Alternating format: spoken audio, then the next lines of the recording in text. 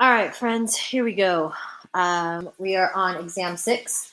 So there was clearly an error with my copying skills. So this YouTube review sheet is a little shorter than it should have been, but I will go over the other review sheet I gave my class today so we can kind of help each other out with that. All right, so tomorrow on your exam, you're expected to be able to go from exponential to radical, radical to exponential. You're also expected to be able to simplify when necessary. And there's a couple on here that you won't be able to simplify. So this is kind of like this first one right here. We're not getting into imaginary numbers for Algebra 1. So something like that, we're just gonna put it as simplified as you can get it. So you can't actually do anything with that. And I'll show you why. Since we're not doing imaginary numbers, I'll show you why that doesn't work. Because in order to take a square root of something, you're looking for two numbers, two of the same numbers that are going to get you -9. So if I do -3 times -3, that actually gets me a +9. So that doesn't work. If I have -3 times 3, which does equal -9, they're not the same number. So for us, for Algebra 1, we're going to say that we can't do anything more with that. Okay?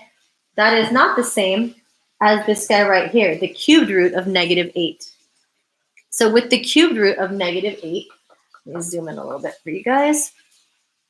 With the cubed root of -8, we're looking for 3 of the same number that equal -8. So if I'm going to break down -8, I'm going to get 4 and 2, 2 and 2. And then I know that if I make all of those negative, -2 times -2 times -2 equals -8. So the cubed root of -8 equals -2. An easy way to look at it is to look at an odd and an even here. So an odd root with a negative underneath, you'll get an even root, because this is like a 2 right there, you won't be able to do with a negative underneath. Okay, so this guy right here, we're going to rewrite that in radical form. That's going to be the square root of -16. You don't have to put the 2 there because just having a square root on its own automatically means square root. And again, this one is very similar to letter A up here. You won't be able to simplify that. So that one's going to stay as is. That's more like a conversion. That equals that. For D, square root of 64. Hopefully you guys recognize these already. Those are perfect squares. So you get 8 over -4, which equals -2. E, we have the cubed root of -27. Remember, this guy up here is just like a 1 right there. So I know Mr. Nakauchi calls those ghost ones. So you don't need to put it there. It automatically assumes that there's a 1 there. You do need the cubed root here. And again, we're looking for 3 numbers that when you multiply together will equal -27. And that's going to be -3 times -3 times -3. So for this one right here, your answer is -3 for E. Okay. For F, cubed root of -1, what happens when D isn't a perfect square? Up on top. Okay, so not a perfect square up on top. Good question. So let's say you get the square root of 32 over -4. All right, I'll just make up something. You're going to reduce that as much as possible. So let's reduce the square root of 32. I'm going to get, see, 8 and 4, 2 and 4, 2 and 2, 2 and 2. All right, I have a pair of 2s, another pair of 2s. Lovely. Same colored pen, killing me. And 1, 2 left over. So 32 is 4 rad 2 over -4. If you get something like that, you can simplify what's outside here. Depending on what the problem is, if it's a multiple choice, maybe you would see that, maybe you wouldn't. It just depends. You're just asking, they're asking you to break down the radical. Okay, this guy up here, 3 numbers when multiplied together get you -1. We're looking for the cubed root. So -1 times -1 times -1. That'll work. So the cubed root of -1 is equal to -1. 7 to the -1 power. You are never going to be able to leave a negative exponent in your answer. So when you see the negative exponent, just know that you need to move it either up or down. So this is like 7 to the -1 over 1. Right? All these numbers are over 1. So I just need to move that down below. So this is just going to be 1 over 7. Just dropping that to the bottom. And then this guy's always fun. Anything to the 0 power is equal to 1. So anything to the 0 power equals 1. All right, these guys down here on your test. These are for sure on your test. Actually, I think there's one that looks pretty much identical to each one of these. So the first one, this is already expanded. You are going to multiply your coefficients, add your exponents. So multiply your coefficients. 5 times 3 is 15. Add your exponents. I have +7 and -12. So that's going to get me x to the -5th power. That is not going to be the correct answer. You cannot leave that negative there, right? And this is where I see a lot of confusion. This -5 only impacts the x, okay? This does not say 15, oh my goodness, 15x to the -5th power, okay? That's different from this. So we don't have that. This is what we have. So this only goes with that. And with negative exponents, if they're on top, you need to move them to the bottom. If they're on the bottom, you need to move them on top. Again, this is kind of like over 1. So these guys are on top. You need to move them down. So this is going to be 15 over x to the 5th. And just by moving them down, they turn positive. Or by moving them up, they turn positive. All right. A lot of confusion with this type of problem because this is not expanded. You guys see that this is expanded? Because there's 2 parentheses. Let me expand this for you guys. What this is telling me here is that 7x y to the 4th, z to the -7, and I want that squared. I want 2 of them. X, y to the 4th, z to the -7. So that 2 is telling me I need 2 of these. So if you want it expanded, you can do it when it's only 2 or 3. But if this number gets big, I'm going to show you an easier way to do this. So if you like it this way, that's cool. Multiply your coefficients, add your exponents. I get 49 x squared, because I have 1 and 1. Remember, those are assumed. Assume that there's 1 there. Y to the 8th, z to the -14th. You can't have the -14. That guy has to move. And he only impacts the z. Those -14 only go with the z. So the z is going to move downstairs. So we're going to have 49 x squared y to the 8th all over z to the 14th. And that's what your answer is going to be here. Okay, so this is if you can expand it. When you're here, because it's squared, what you're actually doing is you're breaking this up. Now, this was easy to expand because it's only a squared, but if this is to the 4th or the 5th or the 8th, whatever, this becomes extremely tedious to do it this way. So I like to look at it like this. This squared impacts everything. So I have like 7 squared times x squared times y to the 4th squared times z to the -7th squared. So you're actually multiplying out here. Okay. This is still squared, but you're actually multiplying your coefficient up here. So like that's a 1, x to the 1 power squared. Again, when it's small like this, you can expand it and do multiply your coefficients, add your exponents. But if this number gets a little big, then this might be a quicker way. It's up to you though. All right, for this one, I like to separate my coefficients from all my variables. so that I can figure out what I need to do. Because it says simplify, I have to reduce this. And I can reduce that by 2. And I'm only dealing with my coefficients right now. So I'm going to get 13 over 12.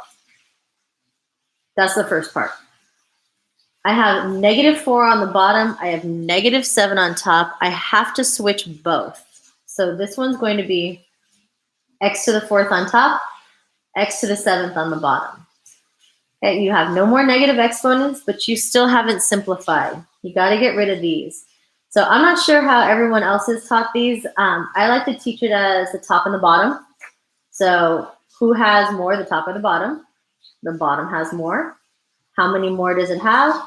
It has 3 more. So it would look like this. 13 over 12x cubed.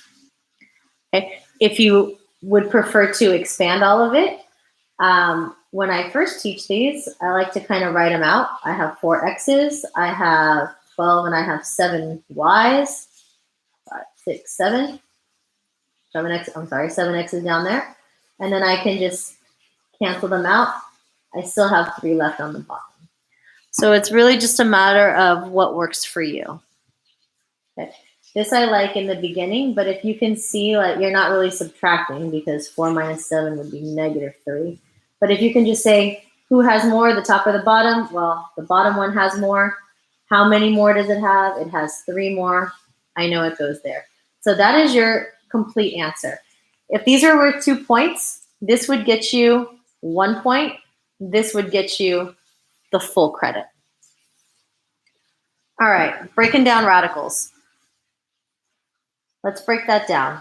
I always start with the easiest number I can find if I can't find a perfect square in it right away or I'm not sure. So that is an even number, so I know I can use 2. All right. And when I put in 2, I'm going to get 94. And again, if I can't come up with factors of 94 that are that big, I'm going to go 2 again because it's just easier. And 2 into 94 goes 47 times. Okay? And 47, I know I can't break down any further. That's it. It's a prime number. So I have a pair of 2s. And then this guy's stuck inside. So he gets to come out. And this guy's stuck inside. And then let's see what I do with my variables. Some of you guys are really quick at doing this in your head. Some of you guys like to write it out. So I have 5 x's, 7 y's, and 8 z's.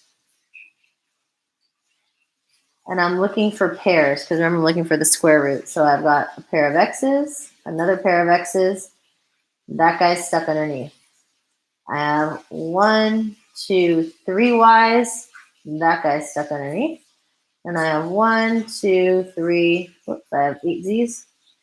4 pairs of those. So I'm taking out all the pairs. It gives me a 2. That guy's done. I have 2 x's, x squared. I have 3 y's, y cubed. I have 4 z's. And then inside, I'm stuck with 47, an x, and a y. Okay, so you're just breaking things down. And you need a pair of anything to get out. All right. Let's look at these. So for number 3, they want to know which ones are solutions. X equals 3, x equals -1, or no solution. So on the test, this would look like a chart. You'd probably have your problem, and then you get like x equals 3, x equals -1, and then like a no solution. And this is one of the ones where you'd probably have to check off. Okay, so when I'm here, I have 3x is equal to 21 plus 3x. I just distributed. I'm going to subtract 3x to both sides, and I get 0 is equal to 21. That is no solution. That guy doesn't work. No solution. Okay, this guy here, I'm going to distribute. I get 3x plus 3 equals 3 plus 3x. I subtract 3x to both sides. 3 is equal to 3. I know a lot of you guys would say, yes, it's infinite solutions, which it is, but that's not an option. Your options are x equals 3, x equals -1, or no solution. Well, with infinite solutions, every number works. So if you're getting a chart like this, with infinite solutions, you would say, yeah, x equals 3. Yes, x equals -1, because I can plug in any of those, and it's still going to be the same. I'm still going to get infinitely many solutions regardless of what number I put in. So make sure you guys are careful that, yes, it is infinite solutions, but that means that every number works. All right, new material, exponentials. This is the big thing. This is the big new thing for you guys. When we're solving exponentials, you need to have a common base. Okay, common base. So my common base here, I can tell right away, is going to be 5. I have 5 squared. I'm going to rewrite 25 as 5 squared, and I'm going to leave my exponent the same. And I'm going to rewrite 125 as 5 cubed. Once you have the same base, you can just set the exponents equal to each other. So this will be 2 times x plus 2 equals 3. So once you have the same base, set the exponents equal to each other. And all I did was rewrite these. I wrote 25 as 5 squared. I wrote 125 as 5 cubed. Here, I have a basic equation that you guys know how to solve. Distribute. 2x plus 4 equals 3. Subtract. 2x equals -1. X equals -1/2. Fractions are absolutely appropriate. I'm not asking you to do anything with this other than solve for x. Okay, let's try B. All right, with this, I'm going to go with, I know 16 is 4 and 4, so I'm going to go 4 squared. And then again, you have to make sure you keep your little exponent that's already given there. I know 64 is 4 cubed times 3x plus 1. My bases are the same. I can set my exponents equal to each other now. So I'm going to get 2 times 2x minus 1 equals 3 times 3x plus 1. And I'm just going to solve my equation. You guys are very comfortable with this. I've seen the test scores. Not a problem. And let's solve. I'm going to subtract 9x from both sides. I get -5x minus 2 equals 3. Add 2 to both sides. -5x equals 5. X equals -1. Okay? So make them the same base. Now, your bases, just so you guys know, no one's going something crazy. Okay, your bases, you're going to use 2, 3, 4, 5. No one's going to give you numbers that are, to the 5th power, to the 10th power, anything like that. It's all going to be very, very basic. It's things that you should be able to know. So you should know that 5 cubed is 125. You should know that 4 cubed is 64. That 3 cubed is 27. Those are fair game for this kind of exam. Okay, so I just want to make sure you guys are aware of that it's probably, actually, I don't even think it gets bigger than 5 on the exam. So don't worry about that. Okay. These guys down here, we had a lot of problems on this on the last exam, writing an equation of a line. And depending on what they're looking for, these both ask for slope-intercept form. So that's the y equals mx plus b. I'm going to show you 2 ways to solve these problems, one through point slope, one through slope-intercept. And again, it's up to you as to which way you're more comfortable with. Okay? So the first thing we need is the slope. All right? We're using this to find our line. We're using this to get our slope, and we know that it's parallel. And parallel means same slope. So whatever the slope is here, I'm going to use to get here. So let's flip this equation around to get it into y equals mx plus b and into a slope that I know how to use. Okay, so I have 3x minus 6y equals 11. I'm going to subtract 3x to both sides. I have negative 6y equals negative 3x plus 11. Divide everything out by a negative 6. And y is equal to 1/2 x plus 11 over 6. That's all I'm interested in right there. I'm only interested in the slope. I only want the half. It's parallel, so I'm going to use 1/2. So now my slope is 1/2, and my point is negative 3,7. However you want to do it. Now, these numbers don't come out very pretty, but it shouldn't make a difference because it's really not that hard. It's plug and chug at this point. So first way, point slope, y minus y1 equals m times x minus x1. If you like this way, let's plug in. Y minus 7 equals 1/2 x plus 3. Plus 3 because I have a negative in the formula and I have a negative there. Solve for y. Y minus 7 equals 1/2 x plus, and here's where I think people are going to get a little crazy. That's just 3/2. Okay? Half of 3. If you don't like it like that, it's also 1.5. You can write it either way. I'm going to add 7 to both sides. Y is equal to 1/2 x plus 8.5. Okay? That's that way. If you want to do it in y equals mx plus b to start, that's okay too. You have your y. 7 is equal to 1/2 negative 3 plus b. Okay.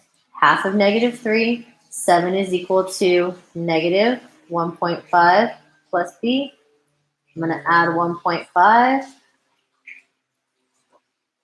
B is equal to 8.5.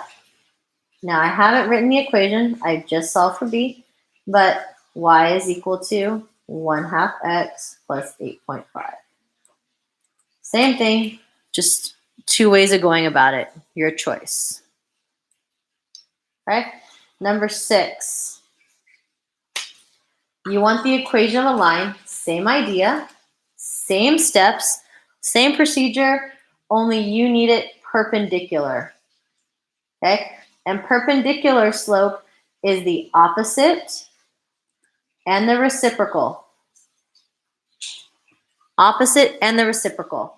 So I need to put this in y equals mx plus b to get my slope. 5y minus 7x equals 21. I'm going to add 7x to both sides. 5y equals 7x plus 21. I'm going to divide everything by 5. Y equals 7 over 5x plus 21 over 5. Okay? I don't care about this at all. That's the only thing I'm interested in. It's my slope. It's 7 over 5. I need the opposite and the reciprocal. So the opposite of positive 7 over 5 is negative. Opposite's negative, and the reciprocal means it's flipped. So my new slope is negative 5/7. That's the perpendicular slope. And here's my point for negative 3. Again, either way is fine. The numbers are not that pretty here, but again, on your test, the numbers will come out as whole numbers because it's not the point to make it harder for you guys. The numbers will come out whole on your exam.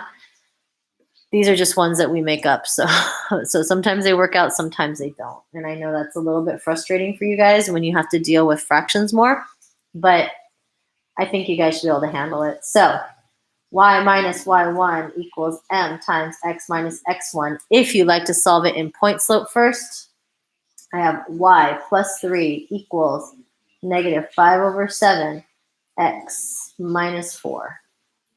Okay? Y plus 3 equals negative 5 over 7x plus I have a negative and a negative, 20 over 7. Okay, I'm going to subtract 3 to both sides. And here's where things get kind of ugly, but I can make it happen anyway. Y equals, I'm going to deal with this part right here. I'm going to rewrite 3 as negative 21 over 7. You guys comfortable with that? I just rewrote it as common denominator here. So I have negative 1 over 7. So y is equal to negative 5 over 7x minus 1 over 7. Again, on your exam, this should come out to be a whole number. This is the part that's the hardest. So don't get bogged down in the nonsense of this problem. Sorry, I didn't know they were going to come out to be such ugly numbers. Okay, if you want to do y equals mx plus b, same deal, plug in. You've got negative 3 equals 4 times negative 5 over 7 plus b. Negative 3 equals negative 20 over 7 plus b. I'm going to add 20 over 7 to both sides. You guys see like how this step right here is the same as this step right here. This step right here is the same as me doing this. So it just depends on what you like. So again, your b is going to equal negative 1/7. Y equals negative 5 over 7 minus 1/7. Okay. A little bit confusing maybe. If you want me to do more of those, I can do more of those at the end. I can look at last week's review sheet and go over ones that come out a little bit nicer for you guys.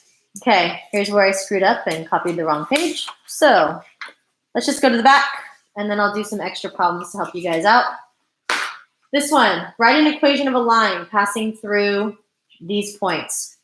So this question I like a lot because if you're allowed to write an equation of a line and it doesn't tell you which one to write, you can either write y equals mx plus b, or you can write point slope, because it doesn't tell you which one to write. And these are both equation of the lines.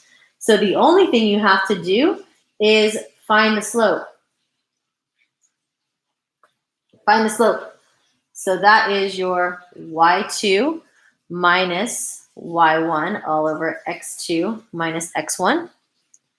You have x1, y1, x2, y2, and find your slope. You have to find your slope. So we've got negative 1 minus 4 all over 2 minus a negative 3, so that's plus 3, which gives me negative 5 over 5, which equals negative 1. Okay, found my slope. If it doesn't ask you for the equation of a line, if it doesn't tell you which one, I would just do it that way and make it very easy on yourself, because you can do this and it doesn't matter which point you use.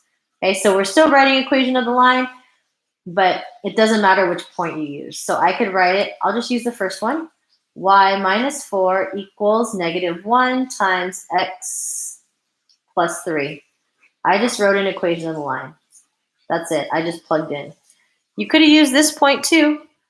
Y plus 1 equals negative 1 x minus 2. Left it in point slope. If you didn't want to leave it in point slope, you could solve it out and put it in slope intercept. But again, if you don't have to, why would you? It just asks for the equation of a line. It doesn't say what form to write it in. So up to you on how you guys want to do that. But for those of you that I know you guys, some of you guys do not like point slope, if you wanted to put that in y equals mx plus b, we would just distribute that. And we would get y minus 4 equals negative 1x minus 3. And we would add 4 to both sides. And y would equal negative 1x plus 1. Okay? You would get the same thing here. It would still come out to be the same, which is why it doesn't matter which point you use. Still having a lot of problems with graphing systems of inequalities. So again, showing up on your test until you figure it out. We're going to graph this. We're going to start at 2, 1, 2, and we are going to go up 2 over 3. Up 2 over 3, 1, 2, 3. And we are going to have a dotted line because it is just less than.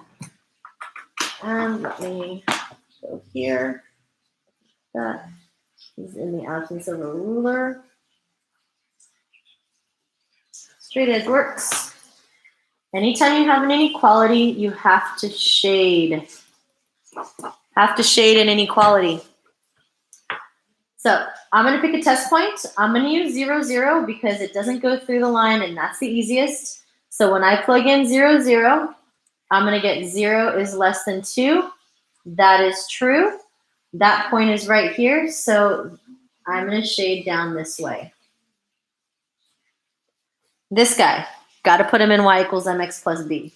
So y is y is greater than or equal to negative 5x minus 2. So I'm going to start at negative 2. Down here, I'm going to go down 5. 1, 2, 3, 4, 5 over 1. It is a solid line. Okay, solid line here. Let's get this to work here. Okay. And again, I'm going to use 0, 0 as my test point. So is 0 greater than negative 2? Yes, it is. 0, 0 is on this side of the line. I get to color this way. And here, my friends, is my overlap. Okay, there's my shade. Then they want to know, is 3, negative 2 a solution? Okay, what that means is it in the shaded area? Is it in the shaded area? And here's 0, 0, and I have 1, 2, 3, 2 somewhere down here. Yeah, it's in the shaded area. So is like 10, negative 10. It's down here in the shaded area. Remember, these lines go on forever. So you're only looking for things in the shaded area. Don't forget, inequalities you have to shade. All right, and here is the new graph, the exponential function. I love these. The first thing you're going to have to do is fill out a table, okay? And so you're plugging it in for your x values here. So the first one you get is negative 1, and you're plugging it in here. So let me show you what you're doing here. You have 2 to the negative 1 plus 1 power, all right? Plug in 0. I have 2 to the 1 power, because that's 2 to the 0 plus 1, and I get 2 to the 1 power is 2. So I'm going to have 0, 2. 0, 2. I'm going to plug in 1. That gives me 2 squared, which is 4. So at 1, I go all the way up to 4. And I hope you guys see that every value is going to double. So now I have 2 to the 2 plus 1 power, which is 2 cubed, which is 8. So now I have 2, and I'm all the way up here at 8. And the last one, I have 2 to the 4th power, which is 16. So I'm here on 3. 1, 2, 3. And 16 is all the way up here. Okay. When you graph these, you are graphing it like this. This is called a J curve. It's very, very scientific, you know, because it looks like a J. Super hard. So J curve. When you do your J curves, this is never going to touch the x-axis here. It's going to get infinitely close. Now this one was a little easier. I'm going to do another one of these. It's a little bit harder. Any number can be placed in the x portion of the table if the option is given. So like, yeah, if they wanted to put in like negative 3, negative 10, whatever, absolutely. These numbers were picked purposefully so that you got a nice J curve and it wasn't difficult to graph. I'll graph one that has negative exponents, so you have to graph a fraction. But again, you're just getting infinitely close to the x-axis, and your graph is going to look like a J curve. So This one right here, they're going to give you the x options for you to plug in, and then you just need to know how to manipulate the exponents. All right. This one right here, solve for x if g of x is equal to 1 over 16. So they're telling you that this whole side right here is equal to 1 over 16. So 1 over 16 is equal to 2 to the x plus 1 power. Now this is just like this back here. You need to get the same base. Okay? So in order to get the same base, I can't have this fraction. All right, so this is where you really need to understand your exponent rules.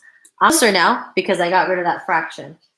Now I need the same base. Well, I know that I can get 16 I know that I can get that down to 2. 16 is also 2 to the 4th power times negative 1 equals 2 to the x plus 1. So what you're doing for this one is you're plugging that guy in right there. G of x is equal to that. That's what it's equal to. And then you're manipulating. So here we go. My bases are the same. I can set my exponents equal. I have negative 4 equals x plus 1. I subtract 1. X is equal to negative 5. And that's how I solve this. This problem, not with necessarily this number, this problem, is on your test. For sure. Okay, that guy's on your test. So I want to make sure you guys are prepared for that. This is the brand new stuff, the exponential functions. Now, what was missing from this were sequences, right? And for your sequences, you're not going to have to do major kind of sequences. We have 2 types that we're going to do. You have arithmetic and you have geometric. Okay? So an arithmetic sequence, you're going to have to do these 2 different ways. The first way, they're going to give you a pattern and you fill in the number. The second way, they give you a pattern and you have to determine if it's arithmetic, geometric, or neither. So let's start with something arithmetic. Let's go 2, 4, 6.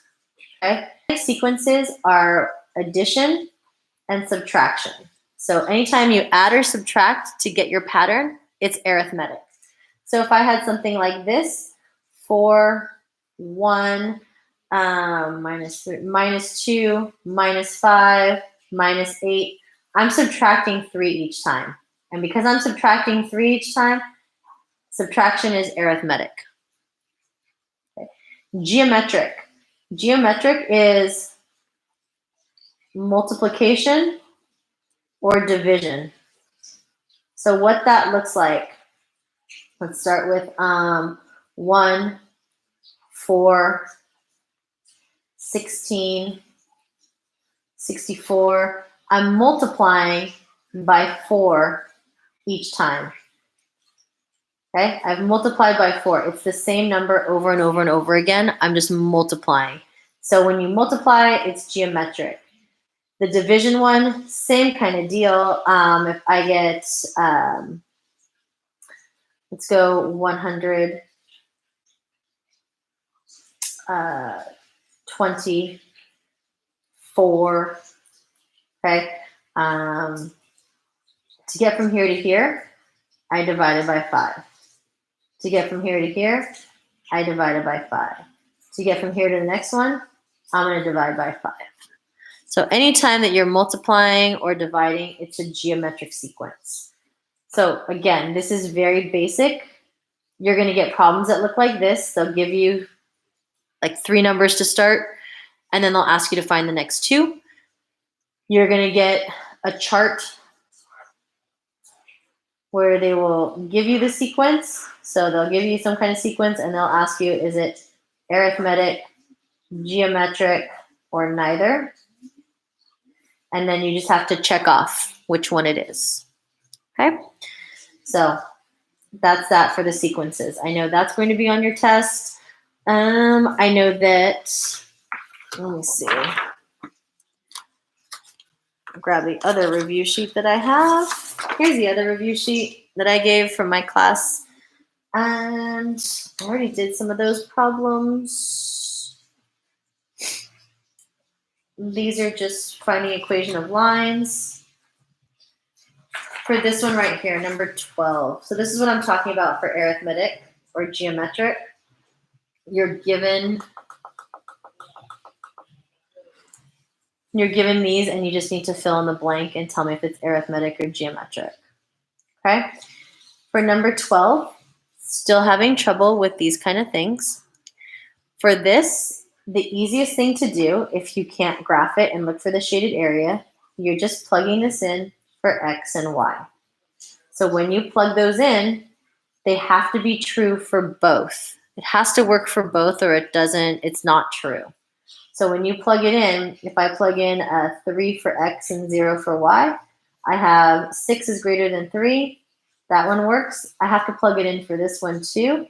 I get negative 15 is less than or equal to negative 12. That's true. So this guy would be a solution. Make sure you plug it in for both. Okay. There are some inequalities on this exam. So let me do these real quick, and they will come with a line, like a number line for you to graph. Remember that these would be open circles. These would both be open circles. If you had this one, it would be a closed circle.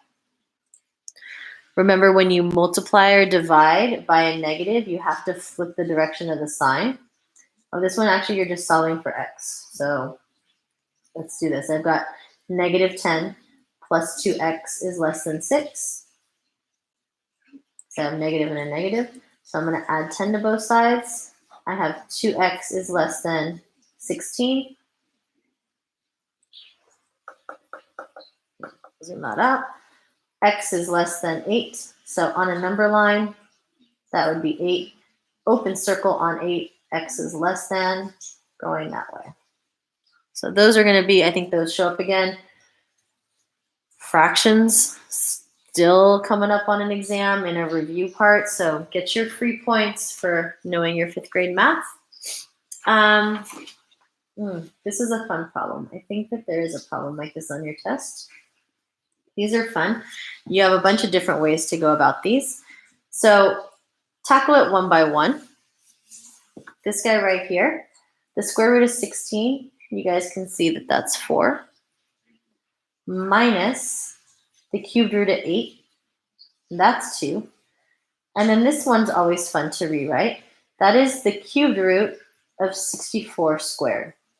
Now, no one expects you to take 64 and square it and then find the cubed root. But what this also says is the cubed root of 64 times 64, right? That's squared, right? 64 times 64. I know what the cubed root of 64 is. That's way easier. That is 4 and 4. So that's 16. So that would be plus 16. And then you guys can just add 4 minus 2 plus 16 and get your answer that way. So that's a fun one. There is a system. There's a system word problem, which is on this one. It's right here. It's football team one. If you want this review sheet, send me an email. Here's my email, tlt4761@lausd.net. Okay, so email me if you want this review sheet, and I'll give you that one. My class, you guys already had this one, so not a problem. Otherwise, if you don't have any questions, that's it. If you want me to do other problems, let me know. Otherwise, tomorrow, Friday the 13th, kind of crazy. I know the vibe's a little crazy because, everything's getting canceled and whatever else, but we're going to proceed. We're going to move forward and test tomorrow. So good luck. If you guys need tutoring before school, before school is Mr. Chong in 24 and Finch in 107. At lunch, you can come see me if you want. I will be, my office is 112, so come knock on my office door if you need me. And then after period 3, you can come see me if you want, or you can go see your own teacher. And we'll go from there. All right, good luck. I will see you guys tomorrow.